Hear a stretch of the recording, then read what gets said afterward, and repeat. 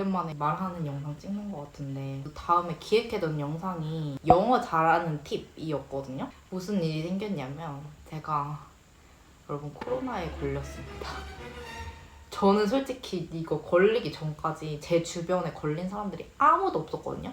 제 친구의 아는 사람의 딸인가? 그게 가장 최측근이었을 정도로 제가 걸려버린 거예요. 이게 뭐 어떻게 걸리게 됐는지도 모르겠어요. 근데 이제 어쨌든 뭔가 상황을 이렇게 순차적으로 설명을 드리면 제가 사는 이 브리즈번에 있는 퀸즐랜드주는 확진자가 0명을 유지한 지 거의 2년째 됐었어요. 진짜 처음 딱 발발해가지고 2020년 3월쯤에 그때 한참 난리가 났을 때 그때 한 600, 700명까지 갔었어요. 그러니까 이제 정부가 이거 다 막아야겠다 해서 해외 입국 문을 아예 닫아버렸어요. 그때 시민권자도 못 들어오게 다 막았었고 영주권자 다 못 들어오게 막았었고 그렇게 철저하게 하니까 확진자가 점점 확 줄어가지고 5개월 정도 뒤에는 아예 확진자가 0명이 되었었고 그리고 그 0명을 계속 유지를 했었어요. 이제 락다운을 가끔씩 진짜 할 때가 있었는데 그때도 그냥 한 명 나오면 락다운 해버리고 막 2명 나오면 락다운 해버리고 시드니가 속해 있는 주나 아니면 멜버른이 속해 있는 주는 조금 난리가 났던 적이 좀 있었거든요. 막 확진자 1000명씩 오르고 막 이랬던 적이 있었는데 주경계도 다 닫아버리고 이제 호주가 백신율이 점점 높아졌어요. 그러니까 여기 퀸즐랜드주도 거의 90%를 이제 찍어가는 상황이었거든요. 근데 이제 그런 상황이 되니까 호주 총리도 그렇고 약속을 한 게 있었어요. 2차까지가 90%가 도달하면은 우리가 이런 제한들 다 풀어주겠다. 절대 락다운은 다시는 없을 것이다. 시드니랑 멜버른은 한국이랑도 트래블 버블을 맺어서 이제 한국에 오는 사람들을 격리 없이 자유롭게 여행까지도 할 수 있게끔 해서 지금 제가 봤을 때는 막 한국 분들도 많이 들어온 걸로 알고 있거든요. 시드니나 멜번으로 풀어주고 나서부터 그리고 그와 동시에 오미크론 그 바이러스가 같이 이제 시작이 된 거예요. 그래서 그게 진짜 순식간에 엄청 퍼지기 시작했어요. 그래서 시드니랑 멜번 진짜 완전 난리 나고 진짜 미국처럼 막 몇만 명 막 이렇게 확진자 나오고 그거를 이제 통제를 못 하는 거예요. 이 사람 제가 봤을 때는 약간 통제할 생각도 없어 보였어요. 우리는 이제 90% 넘었으니까 총리가 한 말 중에 일부분이거든요. 우리는 이 바이러스를 다르게 대응해야 된다 이제 이렇게 얘기를 했어요. 퀸즐랜드는 그래도 그때 당시에도 아직 국경 개방을 안 하고 있었어요. 안 하고 있다가 이제 크리스마스 때 호주는 거의 2주씩 막 쉬거든요. 사람들이 거의 다 회사도 그렇고 이제 그 2주 홀리데이 전에 퀸즐랜드 주총리가 주경계를 해방을 한 거예요. 연말이니까 이제 가족들과 시간을 보내라 이런 의미로. 그러니까 주경계를 풀어도 격리만 없을 뿐이지 그 PCR 테스트는 결과는 무조건 제출해야 되고 허가서 같은 것도 제출을 해야 돼요. 사람들이 이제 가족을 만나라고 그렇게 열어줬는데 이제 여행도 하고 파티도 열고 뭐 다 한 거죠. 뭐 그 사람들을 사실 저는 탓하진 않아요. 뭐 어쨌든 주 자체에서 풀어준 거니까. 제가 여행을 시작할 때까지도 사실 확진자가 없었거든요. 그래서 케언즈에 딱 도착을 했는데 50몇 명 막 이렇게 있는 거예요.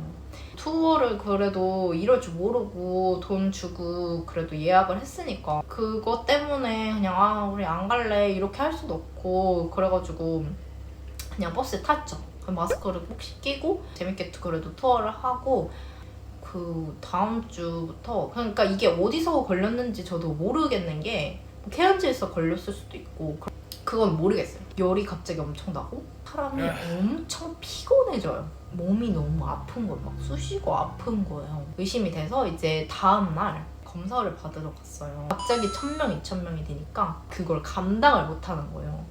PCR 테스트가 제가 한 5군데를 돌아다녔거든요. 5군데 다 줄이 진짜 끝이 안 보여요. 근데 어디가 끝인지 모르겠어요. 그 아픈 몸을 이끌고 진짜 4군데를 갔는데도 4군데가 다 끝이 안 보여가지고 그래도 5번째 간 데에서 끝이 보여가지고 거기는 이제 거기로 간 거예요.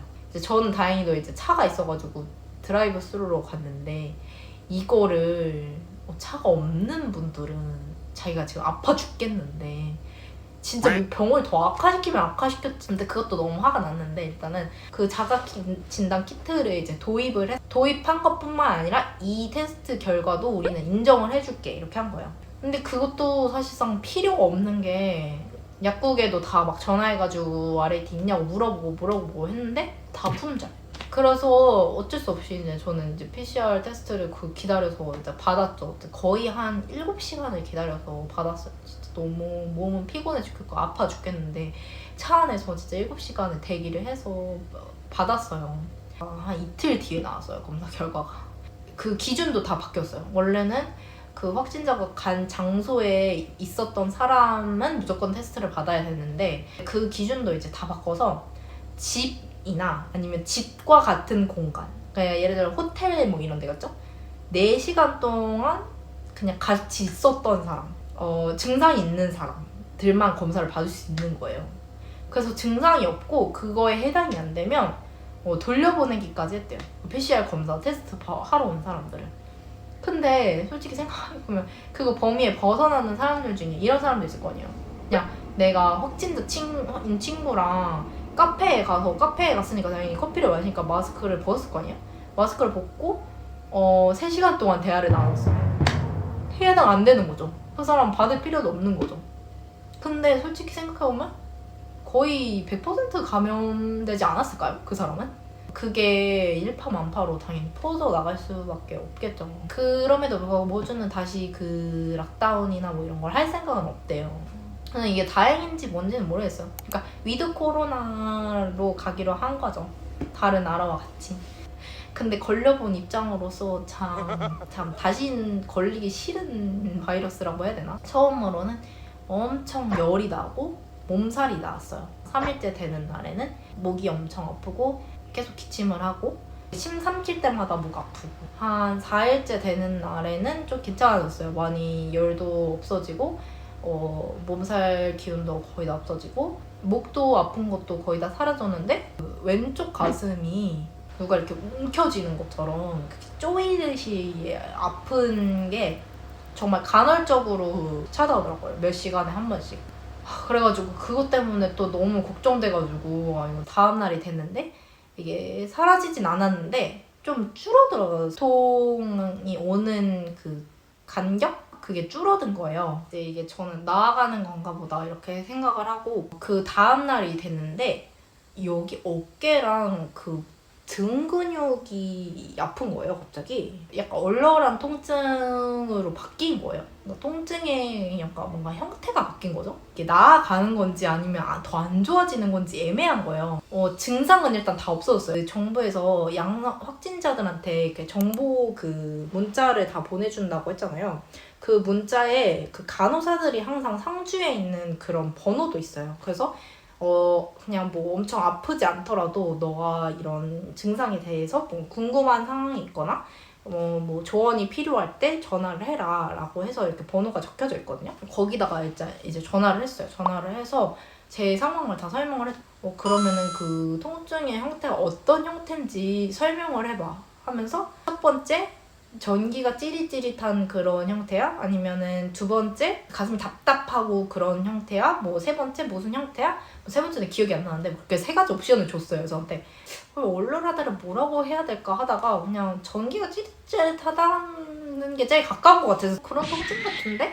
라고 막 얘기를 했어요. 그랬더니 갑자기 자기 혼자 엄청 심각해지면서 너 그런 통증이면 바로 지금 트리플 G로에 전화해서 너 지금 구급차에 바로 실려가야 돼. 너 지금 이러고 있을 때가 아니야. 이러면서 막 엄청 갑자기 자기 혼자 패닉 상태가 와가지고 제가 오히려 약간 간호사를 약간 진정을 시키면서 내가 말했듯이 다른 증상은 진짜 아무것도 없고 그리고 그렇게 가슴 통증도 그렇게 아픈 게 아니라 그냥 수는 메디케어라고 해가지고 한국에 의료보험 있죠. 약간 메디케어가 있으면 모든 의사 진료가 공짜예요. 그리고 구급차도 다 포함을 해서.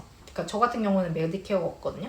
그러니까 메디케어가 없는 경우에는 구급차를 자기 비용으로 내야 되는데 그게 2,000불이에요. 나는 이제 메디케어가 없는 상황이야. 이렇게 구급차를 그냥 불러서 가면은 내가 2,000불이 깨진다 지금. 그렇게 아프진 않아. 근데 그냥 이 통증이 뭔지 이렇게 왜 일어나는 건지 궁금해서 나는 전화했을 뿐이야. 이렇게 얘기를 했어요. 그러면은 꼭 그 닥터한테 전화라도 해봐. 격리기간에는 병원도 못 가요. 자, 응급차 그런 진료실이나 아니면 전화로 할 수 있는 거죠. 비디오 콜을 할 수 있는 내가 닥터 그 리스트들을 뽑아서 내가 보내줄 테니까 거기에 꼭 전화를 해야 돼. 감동적이었어. 약간 나를 그렇게 전화로만 지금 만난 사이인데 나를 그렇게 걱정해 주다니 말하면서 되게 전화를 해서 이제 닥터랑 통화를 했는데 그 인도인 의사였어요. 여러분 인도인 악센트 안 들어보신 분들은 모르겠지만 Glad that I can tell you that India is exactly where it was yesterday.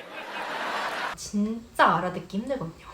말도 엄청 빠르게 하는 거예요. 근데 막 그런 설명을 해주는 거예요. 왜 너가 그 가상통증이 생겼는지에 대해서 안심을 시켜주더라고요. 지나가는 증상 중에 하나니까 너무 걱정할 필요 없다고 맨 처음에 딱 그렇게 얘기를 하고 나서 중요한 거는 너가 지금 더 나빠지고 있는 게 아니라 더 나아지고 있다니까. 그래서 너는 걱정할 필요가 없다. 너가 만약에 기침을 했는데 피를 토하거나 그러지 않는 이상 너는 구급차를 부를 필요가 없다 이렇게 말하는 거예요. 근데 피를 토했으면 나라도 진짜 2,000불이든 뭐든 3,000불이든 4,000불이든 구급차 부를 것 같아요. 무서워서라도.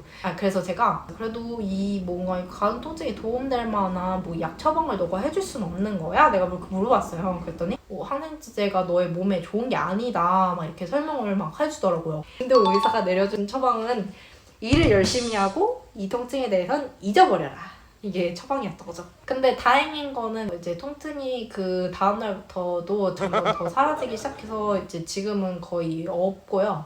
보통 우리 한국은 잘 먹고 쉬세요. 근데 일을 열심히 하라니 정말 난생 처음 들어보는 처방이어가지고 다른 분들은 제가 추천드리는 거는 이런 증상이 있거나 하시면 저처럼 미련하게 이렇게 참지 마시고 그냥 바로 의사에게 전화라도 하시거나 뭔가 조치를 빨리빨리 취하시는 게 좋을 것 같아요. 안 그래도 호주 또 의료 시스템 이런 것도 다 느리고 이러니까 이런 병 같은 거는 그냥 빨리빨리 대처해서 빨리빨리 처방 좀 받고 빨리빨리 약 먹고 빨리빨리 낫는 게 저는 최선이라고 생각합니다.